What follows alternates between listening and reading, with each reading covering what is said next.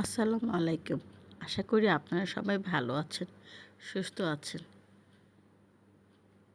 আমি হালিম মিক্সের প্যাকেট দিয়ে হালিম রান্না করব। হালিম মিক্স রান্না করার জন্য আমি প্রথমে কিছু বেরেস্তা ভেজে নিয়েছি। তারপর আমি মুরগির মাংস দিয়ে একটু আদা রসুন একটু শুকনো মরিচ দিয়ে হালিমের জন্য মাংসটা একটু নাড়াচাড়া দিয়ে ভেজে নিচ্ছি। আর যেহেতু আমি মিক্সড হালিম দিয়ে রান্না করছি, তো হালিমের প্যাকেটের ভিতরে যে মশলা ছিল সেটা আমি পুরোটা দিয়ে দিচ্ছি। দয়া করে ভিডিওটি সম্পূর্ণ দেখবেন, ভালো লাগলে একটা লাইক দিবেন। আর যেহেতু আমি মিক্সড হালিম রান্না করছি, প্যাকেটের ভিতরে যে ডালটা ছিল সেটা আমি আধা ঘন্টা আগে ভিজিয়ে রেখেছিলাম। তারপর আমি মাংসের ভিতর আস্তে আস্তে করে সেই ভিজানো ডালটা দিয়ে দিচ্ছি হালিম রান্নার জন্য।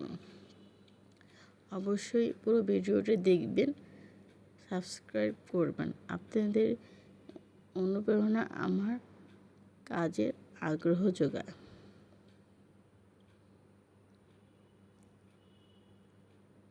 দেখেন কত সুন্দর করে ডালটা মিশে যাচ্ছে।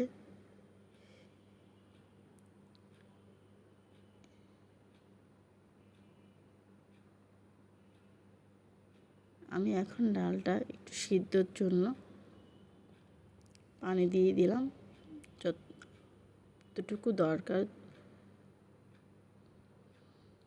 কত সুন্দর করে দেখেন ডালটা সিদ্ধ হয়ে যাচ্ছে হালিমের জন্য।